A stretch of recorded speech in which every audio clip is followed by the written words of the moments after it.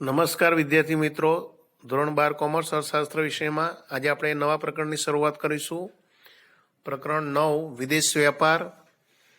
હવે આ પ્રકરણનો જે ગુણભાર છે 8 ગુણ છે અને આ પ્રકરણમાંથી આપણને 3 ગુણના પ્રશ્નો, 2 ગુણના પ્રશ્નો, વૈકલ્પિક એ રીતે પૂછી શકાય.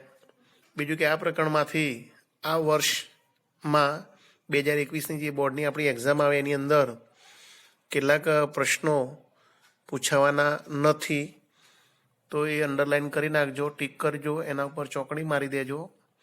જેમ કે અહીંયા આગળ જે નથી પૂછાવાના એ પ્રશ્નો હું તમને કહું છું. અહીંયા આગળ જે આપણે પ્રસ્તાવના અહીંયા આગળ ચોરસ બોક્સમાં આપ્યું છે એની અંદર, જેમાં સૌથી પહેલાં વિદેશ વેપારના સ્વરૂપને અસર કરતી બાબતો, આ મુદ્દો છે એ પૂછાવાનો નથી.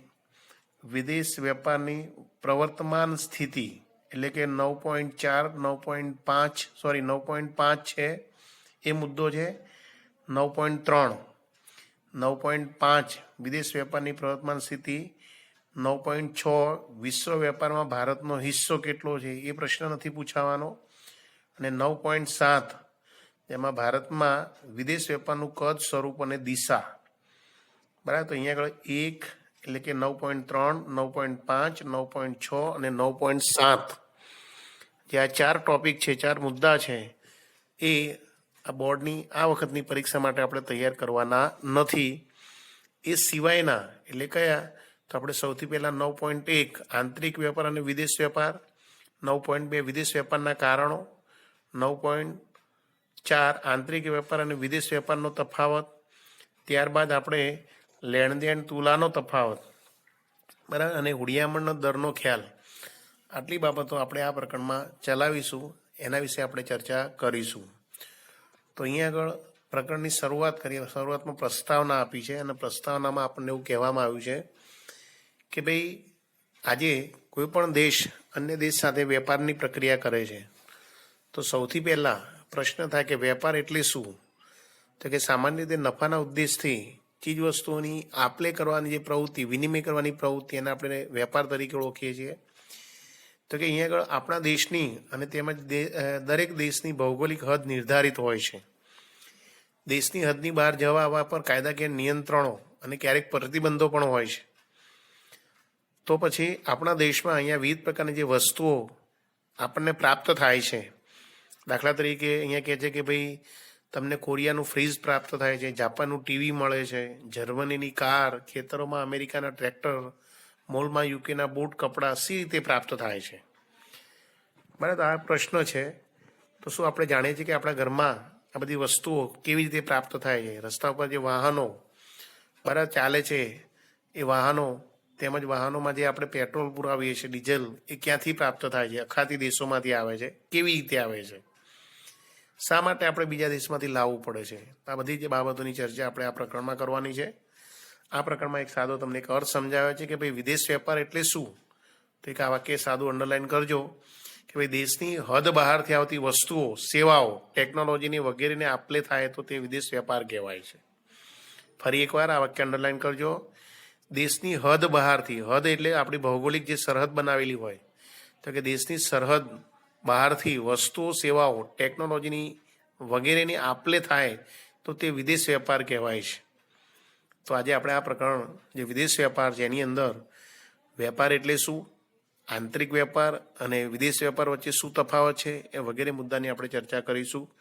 તો સૌથી પહેલાં અહીંયા આગળ આંતરિક વેપાર અને વિદેશ વેપાર વચ્ચેનો અર્થ સમજાવ્યો છે, તો આપણે એની ચર્ચા કરીશું. આંતરિક વેપાર કોને કહેવાય અને વિદેશ વેપાર કોને કહેવાય એ પહેલાં અહીંયા આગળ વેપાર એટલે શું, એ વેપારની એક વ્યાખ્યા છે, આપણે એની ચર્ચા કરીશું. તો સામાન્ય રીતે વેપાર કોને કહી શકાય? તો વેપારની એવી વ્યાખ્યા આપી છે કે વેપાર પ્રવૃત્તિની, વેપાર એટલે વ્યવસાયિક પ્રવૃત્તિ કે ધંધાકીય પ્રવૃત્તિ કે જેમાં વસ્તુઓ, સેવાઓ, મૂડી, ટેકનોલોજી, ટેકનિકલ જાણકારી અને માહિતી, બૌદ્ધિક સંપદા વગેરેનો વિનિમય થાય છે. બીજા શબ્દોમાં કહીએ તો કે આવી વસ્તુઓ, સેવાની હેરફેર આવક કે નફાના પ્રાપ્તિ માટે કરવામાં આવે છે, તેને વેપાર કહીએ છીએ. જે હમણાં જ મેં તમને ટૂંકમાં વ્યાખ્યા કીધી કે ભાઈ વેપાર એટલે શું, તો કે નફાના ઉદ્દેશથી કરવામાં આવતી ચીજ વસ્તુ અને સેવાનો વિનિમયની પ્રવૃત્તિ, એને આપણે વેપાર તરીકે ઓળખીએ છીએ. તો સામાન્ય રીતે વેપાર, ફરી એકવાર યાદ રાખજો કે વેપાર પ્રવૃત્તિ એટલે શું, વેપાર કોને કહી શકાય? તો કે વ્યવસાયિક વેપાર એટલે કે એવી વ્યવસાયિક ધંધાકીય પ્રવૃત્તિ કે જેમાં વસ્તુઓ, સેવાઓ, મૂડી, ટેકનોલોજી, ટેકનિકલ જાણકારી, માહિતી, બૌદ્ધિક સંપદા એટલે અહીંયા આગળ આપણા દેશમાં જે વિદ્વાનો તૈયાર થાય છે, ભણી ગણીને તૈયાર થાય છે, બુદ્ધિધન જે વિદેશમાં જાય છે, તે બૌદ્ધિક સંપદા વગેરેનો વિનિમય બરાબર થાય છે, તેને આપણે વેપાર તરીકે ઓળખીએ છીએ, વેપાર પ્રવૃત્તિ તરીકે ઓળખવામાં આવે છે. હવે સામાન્ય રીતે પ્રશ્ન બીજો કે ભાઈ આ વેપારની પ્રવૃત્તિ કેટલા પ્રકારે થતી હોય છે? તો કે સામાન્ય રીતે આ વેપારની પ્રવૃત્તિ બે પ્રકારે થતી હોય છે, આંતરિક વેપાર અને વિદેશ વેપાર. તો સાહેબ આંતરિક વેપાર કોને કહેવાય? તો કે કોઈ એક જ દેશની સરહદની અંદર થતી વેપાર પ્રવૃત્તિને આંતરિક વેપાર તરીકે ઓળખવામાં આવે છે. તો અહીંયા નીચે વ્યાખ્યા લખી છે, અંડરલાઈન કરતા રહેજો. કોઈ એક દેશની સરહદની અંદર થતી વેપાર પ્રવૃત્તિને આંતરિક વેપાર કહેવાય છે. દાખલા તરીકે ચલો કે આપણો દેશ ભારત છે, ભારતની અંદર બે જુદા જુદા રાજ્યો વચ્ચે, દાખલા તરીકે ગુજરાત અને કે પંજાબ વચ્ચે ચાલતી વેપારની પ્રવૃત્તિ, ગુજરાત અને રાજસ્થાન વચ્ચે ચાલતી વેપારની પ્રવૃત્તિ, તો એ આંતરિક વેપાર તરીકે ઓળખવામાં આવે છે. તથા દેશની હદની બહાર એટલે બીજી આ વિદેશ વેપાર કોને કહેવાય? તો કે દેશની સરહદની બહાર થતી વેપાર પ્રવૃત્તિને વિદેશ વેપાર કે આંતરરાષ્ટ્રીય વેપાર તરીકે ઓળખવામાં આવે છે.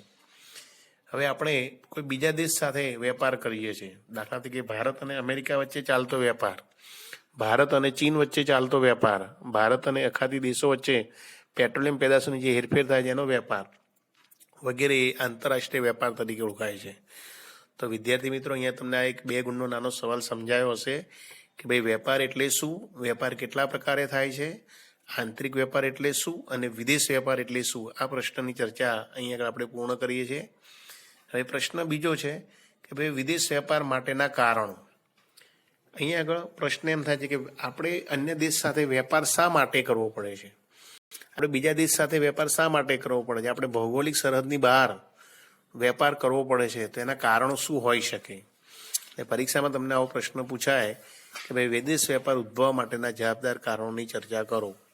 કયા કારણોસર વિદેશ વેપાર ઉદ્ભવે છે? તો અહીંયા આગળ વિદેશ વેપાર ઉદ્ભવવાના મુખ્ય કારણો તમને 4 આપ્યા છે. એમાં સૌથી પહેલાં દેશમાં પ્રાપ્ય ઉત્પાદનના સાધનોમાં તફાવત, બીજું ઉત્પાદન ખર્ચને કારણે, ત્રીજું ટેકનોલોજીકલ પ્રગતિને કારણે, અને ચોથું છે શ્રમ વિભાજન તેમજ વિશિષ્ટીકરણને કારણે. તો વિદ્યાર્થી મિત્રો, આપણે સૌથી પહેલાં જોઈશું વિદેશ વેપાર ઉદ્ભવવાનું પહેલું કારણ કે દેશમાં ઉપલબ્ધ સાધનોમાં તફાવતને કારણે. તો કે અહીંયા આગળ આપણે જાણીએ છીએ કે ઉત્પાદનના સાધનો કેટલા? તો કે 4: જમીન, મૂડી, શ્રમ, નિયોજક. આ ઉત્પાદનના સાધનો છે. હવે અહીંયા આગળ સાધનો આપણી પાસે સંપૂર્ણ હોતા નથી. દરેક દેશ પાસે આ ઉત્પાદનના 4 સાધનો સંપૂર્ણ હોતા નથી, વધતા ઓછા પ્રમાણમાં હોય છે. એટલે અહીંયા એવું કહેવાય છે કે જુદા જુદા દેશોમાં ઉત્પાદનના સાધનો જુદા જુદા પ્રમાણમાં પ્રાપ્ય હોય છે. વળી બધી જ જાતના ઉત્પાદન માટે જરૂરી બધા પ્રકારના સંસાધનો અને શ્રમનું કૌશલ્ય પણ દરેક દેશ પાસે હોતા નથી. અને તેથી દુનિયાના દેશો પોતાની પાસેના સંસાધનો, સાધનો, ટેકનોલોજીનો વેપાર કરી પોતાની જરૂરિયાતોને પૂરી કરે છે. દાખલા તરીકે એક ઉદાહરણ આપીએ તો તમને જલ્દી ખ્યાલ આવે કે જેમ કે આપણા ભારત પાસે ઉત્પાદનના 4 સાધનો, એમાં શ્રમની છત છે, જ્યારે આપણા દેશમાં મૂડીની અછત છે. મૂડી એટલે ટેકનોલોજી, યંત્રો, કે જેની આપણે અમેરિકા જેવા કે અન્ય દેશો જે મૂડીપ્રધાન દેશો છે એમની પાસેથી આયાત કરવી પડતી હોય છે. બરાબર. તો આ મુદ્દે ખાસ મહત્વનો છે કે ભાઈ દરેક દેશ પાસે ઉત્પાદનના સાધનો સંપૂર્ણ હોતા નથી, સંપૂર્ણ પ્રમાણમાં પ્રાપ્ત હોતા નથી. દરેક દેશ પાસે સાધનો જુદા જુદા હોય છે. તો સાધનોમાં તફાવતને કારણે એક દેશે બીજા દેશ સાથે વેપાર કરવો પડતો હોય છે. બીજો મુદ્દો, ઉત્પાદન ખર્ચ. ઉત્પાદન ખર્ચ અહીંયા એવું કહેવાય છે કે દરેક દેશ પાસે ઉત્પાદનના સાધનો સંપૂર્ણ હોતા નથી, જુદા જુદા હોય છે. હવે આ સાધનોના અભાવે દરેક દેશે પાસે જે ઉત્પાદન ખર્ચ છે એ પણ કેવું તો કે જુદું જુદું થતું હોય છે. કારણ કે દરેક દેશમાં ઉત્પાદનના સાધનોની કાર્યક્ષમતા એક સરખી હોતી નથી. એટલે જે સાધનોની અછત હોય, બરાબર, એ સાધનોની ત્યાં આગળ ઉત્પાદન ખર્ચ કેવું આવતું હોય છે? વધારે આવતું હોય છે. જેમ કે આપણા દેશમાં મૂડીની અછત છે, તો મૂડી એટલે કે યંત્રો ટેકનોલોજી દ્વારા જે વસ્તુનું ઉત્પાદન થતું હોય તેનું ખર્ચ વધારે આવતું હોય છે, પરિણામે એવી વસ્તુની કિંમતો ઊંચી હોય છે. જ્યારે આ જ વસ્તુઓ જે મૂડીપ્રધાન ટેકનોલોજી ધરાવતા દેશો હોય એની પાસે વસ્તુ સસ્તી મળતી હોય છે, પણ અમે સસ્તી વસ્તુ આપણે મેળવવા માટે અન્ય દેશ સાથે વેપાર કરવો પડતો હોય છે. તો આ રીતે ઉત્પાદન ખર્ચ તફાવતને કારણે, તો ફરી એકવાર મુદ્દો યાદ રાખજો કે ભાઈ ઉત્પાદનના સાધનો અને સંસાધનોના અભાવે જુદા જુદા દેશોના ઉત્પાદન ખર્ચ પણ જુદા જુદા હોય છે. ઉત્પાદન ખર્ચ ઊંચો હોય ત્યારે એવી વસ્તુઓ સેવાઓ અન્ય દેશો પાસેથી આયાત કરવાની સરળ અને સસ્તી બને છે. જેમ કે એક ઉદાહરણ આપીએ કે ભાઈ આપણા દેશમાં પેટ્રોલિયમ પેદાશોનું જો ઉત્પાદન કરીએ તેનું ખર્ચ વધુ આવે છે, બરાબર. આપણા દેશમાંથી માત્ર આપણે 30% જેટલું જ પેટ્રોલિયમ પેદાશોનું ઉત્પાદન કરીએ છીએ, પરંતુ આપણે એને વિદેશમાંથી આયાત કરીએ તો સસ્તી બનતી હોય છે. એટલે આપણે પેટ્રોલિયમ પેદાશોની 70% જેટલી આયાતો અખાતી દેશોમાંથી કરવામાં આવે છે. તો આમ ઉત્પાદન ખર્ચમાં આ રીતે તફાવત ઉદ્ભવવાને કારણે પણ વિદેશ વેપાર ઉદ્ભવતો હોય છે. બીજો મુદ્દો છે ટેકનોલોજીકલ પ્રગતિ. ટેકનોલોજીકલ પ્રગતિ એટલે શું? તો કે અહીંયા આગળ બધા જ દેશોમાં સરખા પ્રમાણમાં ટેકનોલોજીકલ પ્રગતિ થઈ હોતી નથી. કેમ કે આપણે જાણીએ છીએ કે આજે વિશ્વમાં સૌથી વધારે ટેકનોલોજી ધરાવતો દેશ જાપાન છે, બરાબર, ફ્રાન્સ છે, રશિયા છે, બરાબર, અમેરિકા છે. આવા દેશો ટેકનોલોજીની દ્રષ્ટિએ ખૂબ જ આગળ પડતા દેશો છે. એમની પાસે ઘણી બધી ટેકનોલોજી છે, બરાબર, ને એને કારણે જે આપણા ભારત જેવા વિકસતા દેશો આવા દેશોની પાસેથી ટેકનોલોજી લેવા માટે આધારિત રહેતા હોય છે. તો આમ જુદા જુદા દેશો પાસે જુદી જુદી ટેકનોલોજી હોય છે, એ ટેકનોલોજીની આવડત ધરાવતા હોય છે. આમ દરેક દેશ પાસે ટેકનોલોજી ઉત્પાદન કરવાની ક્ષમતા એક સરખી હોતી નથી, પણ એમાં આવા દેશો વચ્ચે વસ્તુ અને સેવાઓની વચ્ચેનો વેપાર થતો હોય છે. ટેકનોલોજી મેળવવા માટે પણ વેપાર થતો હોય છે, બરાબર. કે જેમ કે આપણા ભારતમાં ટેકનોલોજી ઉપલબ્ધ ન હોવાને કારણે, એમ કે ભારતે જાપાન પાસેથી, બરાબર, કે ભાઈ આપણે જે બુલેટ ટ્રેન, બરાબર, બનાવવાની વાત કરીએ છીએ તો ટેકનોલોજી એની પાસેથી આપણે આયાત કરવાના છીએ, કારણ કે આપણી પાસે એવી ટેકનોલોજી નથી. તો આ રીતે દરેક દેશ અન્ય દેશ પાસેથી આ રીતે ટેકનોલોજી મેળવવા માટે ટેકનોલોજીમાં આવી ભિન્નતા હોવાને કારણે પણ અન્ય દેશ સાથે વેપાર પ્રવૃત્તિમાં જોડાતો હોય છે, જે વિદેશ વેપારનું કારણ. આ ઉપરાંત ચોથો મુદ્દો છે શ્રમ વિભાજન અને વિશિષ્ટીકરણ. શ્રમ વિભાજન અને વિશિષ્ટીકરણ, આ મુદ્દો એક તમને ખાસ સમજાવવો જોઈએ કે ભાઈ શ્રમ વિભાજન એટલે શું અને વિશિષ્ટીકરણ એટલે શું. તો શ્રમ વિભાજન કોને કહી શકાય?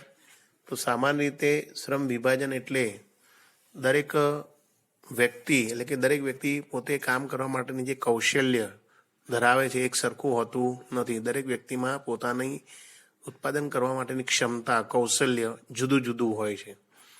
કે દરેક વ્યક્તિને પોતાની આવડત અને કૌશલ્ય અનુસાર કામની જે વહેંચણી કરવામાં આવે છે એને શ્રમ વિભાજન કહેવામાં આવે છે. ફરી એકવાર, દરેક વ્યક્તિને પોતાની, બરાબર, કે આવડત અને કાર્યકુશળતા પ્રમાણે કામની વહેંચણી કરવામાં આવે છે અને શ્રમ વિભાજન કહેવામાં આવે છે.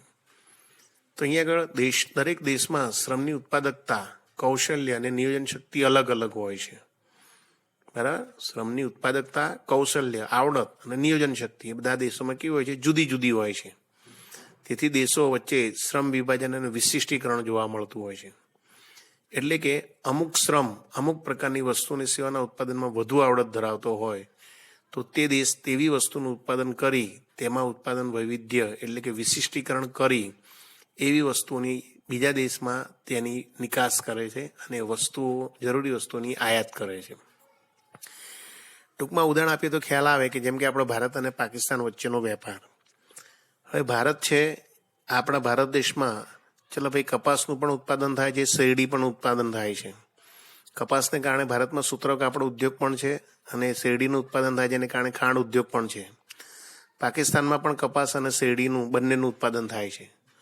પણ જો આ બંને દેશો વિદેશ વેપારની નીતિમાં જોડાય અને એ બંને દેશો વેપાર કરવા માટે એવું વિશિષ્ટીકરણ કરે કે ભાઈ ભારત દેશ છે માત્ર સૂત્ર કાપડનું ઉત્પાદન કરે અને સૂત્ર કાપડ ઉત્પાદન કરવા માટે એને કપાસની જરૂર પડતી હોય, વધારે કાચા માલની જરૂર પડતી હોય તો પાકિસ્તાન પાસેથી જ મેળવે.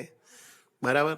અને પાકિસ્તાન છે એ માત્ર ખાંડ ઉદ્યોગ, ખાંડનું જ ઉત્પાદન કરે અને એના જેટલી જોઈતી હોય શેરડી એ કાચો માલ ભારત તરફથી એને આપવામાં આવે.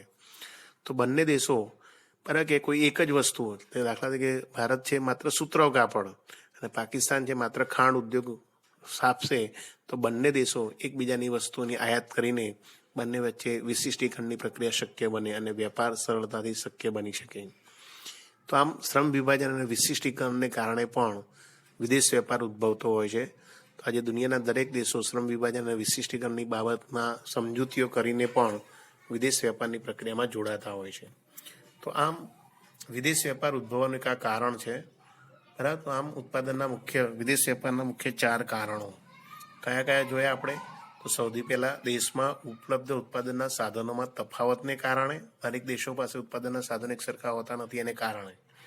બીજું ઉત્પાદન ખર્ચ, સાધનો એક સરખા હોતા નથી એને કારણે ઉત્પાદન ખર્ચ પણ કેવું જુદું જુદું આવે છે, જેને કારણે સસ્તી અને સારી વસ્તુઓ મેળવવા માટે આપણે બીજા દેશ સાથે આયાત કરવું પડતું હોય છે, આયાત નિકાસના વેપારમાં જોડાવવું પડતું હોય છે. ટેકનોલોજીકલ પ્રગતિ, દરેક દેશો પાસે એક સરખી ટેકનોલોજી હોતી નથી, ટેકનોલોજીની કાર્યક્ષમતા જુદી જુદી હોય છે. ટેકનોલોજી મેળવવા માટે પણ અન્ય દેશ સાથે આપણે આધાર રાખવો પડતો હોય છે, વેપાર પ્રક્રિયામાં જોડાવવું પડતું હોય છે. શ્રમ વિભાજન અને વિશિષ્ટીકરણને કારણે પણ એક દેશ બીજા દેશ સાથે વેપાર પ્રક્રિયામાં જોડાતો હોય છે. તો આમ અહીંયા આગળ આપણે એક આ બીજો પ્રશ્ન પણ પૂરો કરીએ છીએ કે ભાઈ વિદેશ વેપાર ઉદ્ભવવા માટેના જવાબદાર કારણો ટૂંકમાં સમજાવો. પરીક્ષામાં આ પ્રશ્ન 3 ગુણમાં પૂછી શકાય, વિદેશ વેપારના કારણો. તો આ પ્રશ્ન આપણે અહીંયા પૂર્ણ કરીએ છીએ. અને હવે જે વિદેશ વેપારનું સ્વરૂપ જે આપણા અભ્યાસક્રમમાં નથી, ત્યાર પછી આગળનો જે સવાલ છે કયો, તો અહીંયા બીજો પ્રશ્ન એ છે કે આંતરિક વેપાર અને વિદેશ વેપાર વચ્ચેનો તફાવત. આ તફાવતની ચર્ચા આપણે કરવી રહી. તો આ તફાવતમાં આંતરિક વેપાર અને વિદેશ વેપાર કેવી રીતે ઉદ્ભવે છે, આ તફાવતને સમજવા માટે અહીંયા આગળ જુદા જુદા મુદ્દા પણ આપ્યા છે કે કદના આધારે, એટલે કે ઘણી વખત પ્રશ્ન આ રીતે પણ પૂછી શકાય કે ભાઈ આપણો આંતરિક વેપાર અને વિદેશ વેપાર, તો કે આંતરિક વેપારથી વિદેશ વેપાર કઈ રીતે જુદો પડે છે, એ રીતે તફાવત સ્વરૂપમાં મુદ્દો આપવામાં આવતો હોય છે. તો આ પ્રશ્ન પણ પરીક્ષામાં 3 ગુણમાં પૂછી શકાય. બરાબર. તો એની ચર્ચા આપણે હવેના પછીના લેક્ચરમાં, નેક્સ્ટ લેક્ચરમાં કરીશું. તો અહીંયા એટલે સુધી આપણે રાખીએ છીએ. આંતરિક વેપાર અને વિદેશ વેપારની ચર્ચા નેક્સ્ટ લેક્ચરમાં કરીશું. Okay, thank you.